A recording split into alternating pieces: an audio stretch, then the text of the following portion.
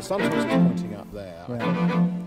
I've never seen it pointing that way, Yeah. but sometimes it points that there and sometimes it points there. But if the basis of having them is that it makes you more secure, wouldn't you rather you had one? Well, no, let's put it this way. Since it was in, I think there's been very little car crime. The one thing that strikes me about this area is actually there's hardly any cameras at all. It's almost like you're kind of stepping into England 50 years ago. I mean, walking up the tube to here, I'm looking around, compared to where I live, for example, where there's loads of cameras, Yes. it feels as though... Which came first, do you think, the cameras or you? This we've definitely passed under, haven't we?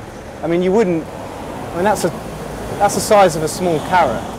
That's one of the things that bugs the CCTV lobby, is that so many of them don't actually look like cameras, so they're kind of semi-covert, which is against the whole concept that you should be transparent and open about them. They think that should have a thing with camera written on it. Yeah. Okay.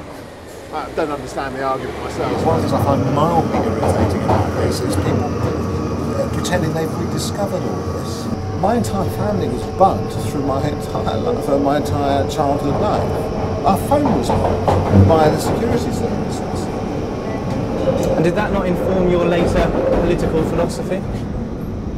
Yeah, I mean, to a certain extent, yes. It meant that I tended to trust these security services to bug the wrong people. Now, I would say in a place like this, I mean, look, you can see all the cameras up on top of the National Gallery as well. There are loads of them. But actually, we're being watched right now from pretty much every direction, and we don't know it. I mean, let's face it, most of the people who regard themselves as the greatest dissidents in the world come and stand shouting just here. Yeah, yeah, and that's a good point, because they end up in the fountain with their tops off. So that doesn't, the cameras don't seem a particular deterrence to that. This is George Galloway we're talking about. Okay, maybe not him. This is where the first camera was, and it started in 1960, and just where, there's some grainy pictures of that statue, and some big scaffolding rising above him, and an old television camera of the kind of old BBC types why do they have it? From 1960. It was the first ever experiment of whether or not you could use television to monitor people. Older people become incredibly worried by almost any emanation of what these young people do. I think that's true. And I think you have to be really careful about that. That's what I call sinister. It's when you've got those on every street that you've got to be worried, isn't it? So what we have now is probably a kind of surely level of security which seems to be out of kilter with the amount of crime we actually experience. Yeah, agreed. In other words, it represents our fear rather than our reality. Yeah. I think there's a good argument for that.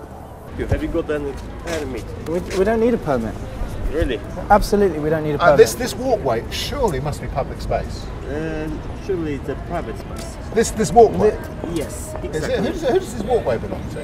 To the owner of the To this building? But this is County Yes. Hall. Well, it used to be No, it was County Hall. County Was Hall, County it Hall. wasn't. So this space actually is not a public thoroughfare. It is given to the public to walk through by the owners of this building. Yes. You can check that out. That's a favour. Thank you. I'm not bothered by the privacy aspect, by and large, of being caught on random CCTV cameras. We've not really been able to count. No, we couldn't count. And we couldn't count them.